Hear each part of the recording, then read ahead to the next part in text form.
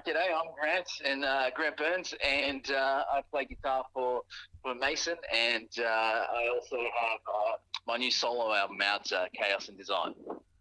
And tell us about your solo album, Chaos in Design, man. Well, basically, it's a all instrumental album. It's something that I've been working on for a little while, and it's kind of a bit of a change from the sort of the thrash orientated stuff that I do with Mason, and it sort of got allows me to sort of look at some of the more progressive sort of metal playing and songwriting styles that I like to do. So who would be some of your biggest influences on doing Chaos in Design as compared to playing guitar for Mason? Well, I think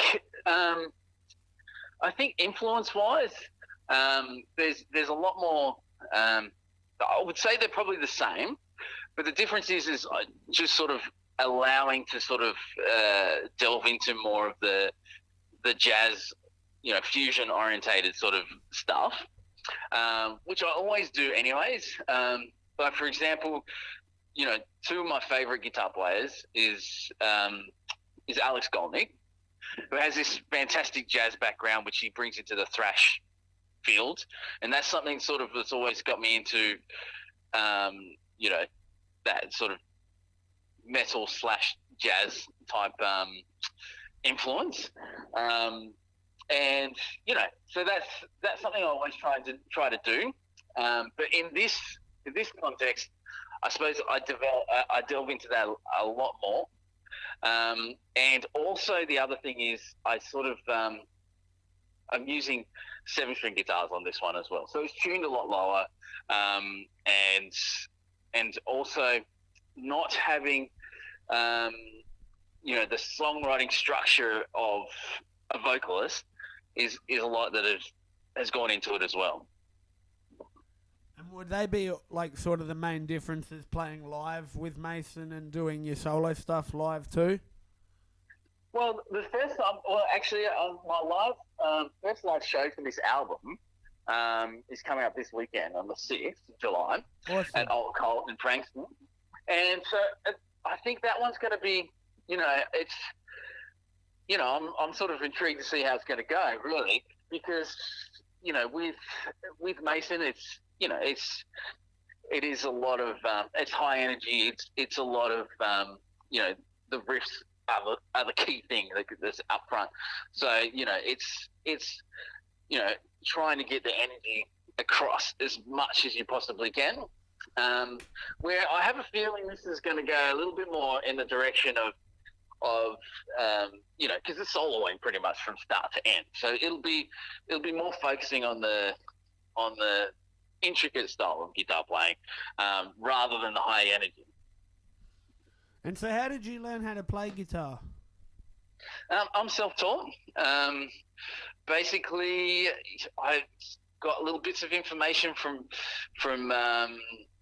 whoever I could. I used to learn a lot at school, and a lot of us mates would get together and learn, whatever the latest track was, that was out, and we'd teach each other. So that was probably the first steps of learning how to play. It's just sharing stuff with mates, playing as much as I could, finding bits of tab of my favorite song, and just constantly playing until eventually I did sort of study music, and learned the theories behind and all that sort of stuff, which really helped me sort of become a little bit more of a all-rounded musician and somebody who could sort of tap into more, once you get the scales and the chords and all the theory behind it, it's sort of I became a lot more proficient and things sped up for me, because I think once I knew what was behind music and behind my favorite players, I could identify it and start developing it more. Once I could see it, okay, that's it. I know what he's doing now. I'm going to give it a crack. And yeah, just made my life a lot easier once I sort of had that theoretical knowledge. And how did you gain that theoretical knowledge? It was basic. It came from schooling. It has a lot to do with sort of it's that very classical orientated and jazz orientated theory, and just what makes all the chords, from a major 7 to a minor 7, all that sort of stuff. What scales go to it, and from there, that's the hard part, because guitar's a horrible instrument to learn as far as theory is concerned.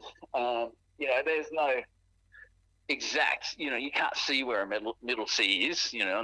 On the piano, it's right there in the middle, and there's only one middle C. Where on the guitar, there's multiples of every note, and it seems to be laid out crazy. It has no real sense to it whatsoever. But it takes that time to sit with the instrument and work out where all those notes are, where they are on the stave, and how the patterns, how they sort of work towards guitar, which is completely different to every other instrument, which is a hard bit to get through. But I found that just being consistent with my practice and visualizing the fretboard was probably my main hurdle, is to try and see where all those notes are, see where, if somebody played a particular chord, try and see where all the notes that fit to that chord. So yeah. And so once you started to get an understanding and an idea on how to play guitar, what sort of stuff were you learning and practicing then? At that point, so I think one thing I did find early, through very start, was improvising. So that was really handy. That I learned my first couple of riffs, whatever they might have been, probably a couple of Metallica songs, a couple of, you know what I mean? A couple of AC/DC songs, and, whatever was out at the time. And early on, I learned how to improvise. So just playing basic blues, pentatonic stuff. And straight away, that was something that got me. I really enjoyed that. So that helped me, because I enjoyed it so much. I think in those early years, I spent a lot of time just improvising, and I could play for hours and hours and hours. So that a lot of hours went into that. And then, of course, getting into bands like, my next band that I really got right into was Iron Maiden. So obviously the minor scale became, my main thing. So things became a little bit more complicated than just the pentatonic. So I'm starting to get some of the minor notes in there and how they sort of fit with everything, how the chords all got together. And I think pretty much, when I started to really start to play, that was about it, when I could really work out those types of scales, and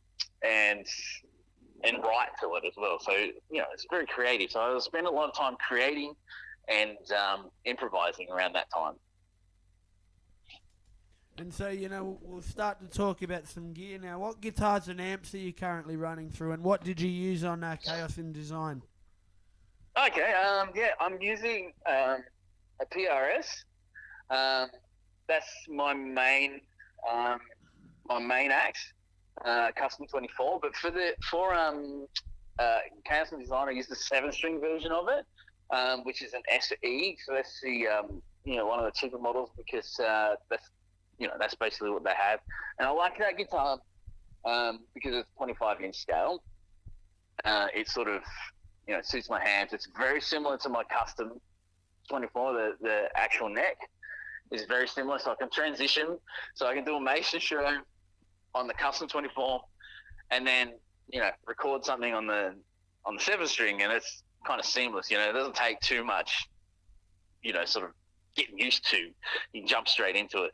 So that was the guitar I used. As for an amp, I use Kemper, and I've got a couple of profiles that I really like that I used on that album. And yeah, it's a Kemper straight in. Kemper sounds great. I used the exact same stuff live as well. And Kemper straight in, and absolutely nothing else in between. Yeah, just that guitar and a Kemper. Wow, so you jumped on board the Kemper train as well? Yeah, it did. It's something both Jimmy and I did. I think we've been using Kempers now for about 4 years now. And yeah, it came from us sort of looking at the idea because we were touring a lot at the time. Yep. So, and we were getting, whatever backline, and it was sort of getting on our nerves a bit. And, we sort of went, we'll look into this. Being real true tone, tube guys, it wasn't easy for us to jump ship.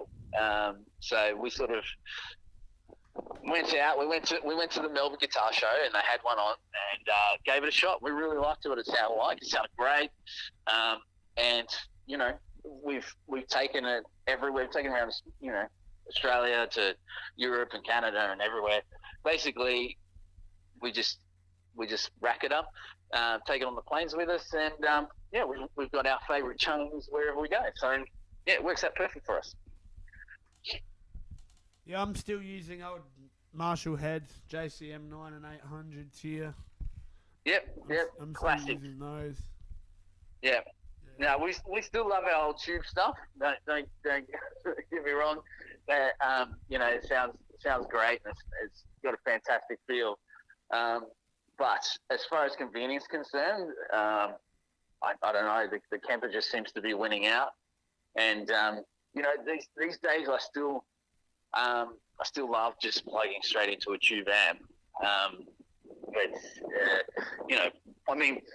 For recording Chaos, it was great because I was working at the time, so I was coming home quite late from work, and I didn't have that much time to track. I'd have a warm up. By the time get everything ready, have something to eat, warm up. It's getting late already. So you switch the Kemper on, you record whatever tracks you possibly can, and then the next night you load it back up and look at it again. So the consistency between being able to just switch on the Kemper, have your favorite tone in there instantly, and just finish working from where you were before, really important. Because I was even finding at times, I was literally falling asleep on the guitar. It was, I'm pushing myself to the limit here. And you'd come back the next day and you listen to, a section. You love the section. The section's great, but right there in the middle, it's just not right. So you'd have to go in there and fix that middle bit. And I just like the fact that you just switch the Kemper on and you can work on that section, without fear of, something happened to your mic placement or something like that. You'd have to redo the whole section. So, it just seems to work a lot better, particularly in the time that I was in doing that album. Not having much time, and sort of being able to collect my ideas a bit more. Yep. I mean, everything on there is improvised. There's, I didn't really write anything per se, and practice it and then go in and perform it. So it was, it could have went good or bad depending on how I was feeling that day. And, it's a lot less risk.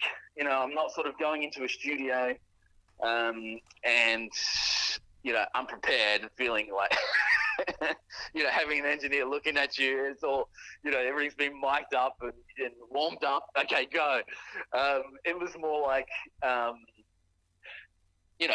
it felt really free to be able to just plug in the Kemper improvise, and see what comes out. I can really capture what was on the fly, because really I think a lot of the stuff that's on that record is really interesting stuff that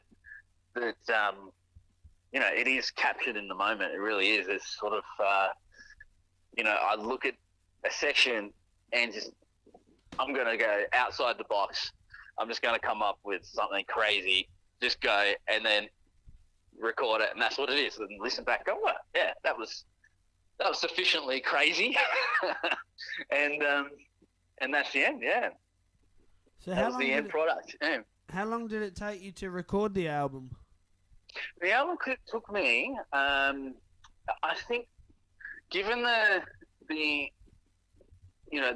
time frame that I was doing it in, I reckon it probably took me about a month to complete that album. And that was sort of that was from working at night, working on it at night, I should say. Just recording sections by section, and I think it'd be about a month, yeah. And that was partly because it was improvised as well. So in a way, you can kind of do it in that quicker sense. You can sort of just get in there and start improvising, and you don't have to write parts. I mean, maybe if it was written, all the parts were written, rehearsed, practiced, you could probably do it maybe even quicker. But I think improvising is pretty quick as well, because it just comes out. You only have to do it once. The only problem is if you're not happy, you do have to sort of look at it again and play, try some more improvisations. And if you're not happy, give it a break and come back. So that can sort of take a little bit extra time. You've also got a couple of albums out with Mason. What was the difference? How were they recorded, I should say? Okay, we went in the studio for them. We did systematic productions for that, and that was very well rehearsed. Very different in that regard. Every section, you're working in a team of people as well, so the whole band is worked together, discussed every part, looked at different options and disregarded them because they weren't fitting, so everything was pretty well thought out. So we'd go in, and rhythm guitar parts was very, very clear what I had to do, and which is great because you can really focus on getting it as tight and as good as possible. It's very there's no stepping outside the box because everybody's already, we've already discussed this is the best way to do it. There's no, hey, what if I did this? All that stuff had already been done. So all the sort of pre-production stuff, we record everything at my house, and we try this and try that. So yeah, it's working with Mason is very different. But yeah, like I said, it's very clear cut what you have to do. All the solos on the previous album were pretty much 100% written. We might change some things when we get there, very small amounts of changes. But yeah, everything's written, ready to go, and I like that. I like that you can go in and with a very clear, expectations of what you're going to achieve, and you've actually sat and spent hours before. Like for example, before Mason and I would be practicing, every day, all the tracks, weeks beforehand, just to save. It comes down to saving cash as well. Because the studio's charging, so I don't want to be the guy that's constantly messing up that riff. So I try and get it in there and nail it as quickly as possible. Where with with the my solo stuff, it's completely no organisation whatsoever. Sort of more looking forward to the excitement of improvising and doing stuff off the cuff. And where did you get the band name Mason from? Mason is a name that the guys came up with before I joined. I've joined the band now for about 4 or 5 years now, I think. So it's a band. It's a name that's the guys they previously done a release beforehand with Warhead, which was an album that did really well, and it was sort of a great album that sort of led me to want to join the band, and sort of get involved, and the rest is history, I suppose. Yeah. And so what are your future plans for both your solo career and for Mason? Oh, okay, yeah. Well, for the solo career, the next one is definitely probably looking at a full length. So this, the single coming out with Rue Morgue Records, and the EP come out on CD. So I think my next stage is definitely moving towards the full length. Definitely be writing more tracks. Lots of musicians have contacted me. They want to play on the next album. So it's looking pretty exciting. The next CD might have some great players on there. But yeah, it'll be very similar in the sense that it'll be thrown together quickly, and it'll be sort of experimental yet again. So yeah, and as far as Mason's concerned, we're working hard on the next album at the moment. So we've got a whole bunch of great tracks that we've written, that we're sort of like, we're finalising some more for the album, and we'll probably enter the studio again, hopefully soon. Yeah. You mentioned Rue Morgue Records before. How did you get in touch with them? Okay, that was basically through, once I had the album done and completed, I reached out to John Raptis, who runs Rue Morgue Records, and I reached out to him mainly because of his fantastic photography skills. I wanted him to do photos for him. He does all the, all those great photos and whatnot. Yeah, he's a killer photographer. He's awesome. Oh, yes, absolutely amazing. So that's why I sort of, he was doing Rue Morgue Records at that point, starting out. But I thought, nah, he wouldn't be interested in this. He's got all these other, sort of band-orientated stuff that he's working on. So I just said, can you do photos for it? And it was really good because he said, let's put the tracks on the label. And I was sort of, oh wow, somebody actually wants to put this on. So it was really good because his enthusiasm towards the project, and his hard work and sort of, I suppose, belief in what it could do was really good for me. It was really good to have somebody really passionate behind it. For him, it's not just just a release or anything like that. He's he really believes that in the artwork, the art form of the playing on there, which is really great to have. Yeah. He's a very passionate guy about what he does, and he does a wicked job at everything he touches. Certainly does. Yeah, certainly does. Yeah, without a doubt. If people are looking to find your music, Grant, where can they get it? Well, basically at the moment, where the release so far, the records, I believe, are almost sold out. You can find them through Rue Morgue Records online. And once they're going to be, I would say, sold out by, the concert that we have on this weekend. Other than that, I'll be putting up the CDs online for sale next week. And you'll be able to find them through my website, which is grantburnsguitarist.com. And eventually, I'm coming out digitally as well. So all, the usual suspects, the old Spotify and that, will come down eventually down the track when all that stuff happens. And so once again, where are you playing this weekend for anyone that wants to go?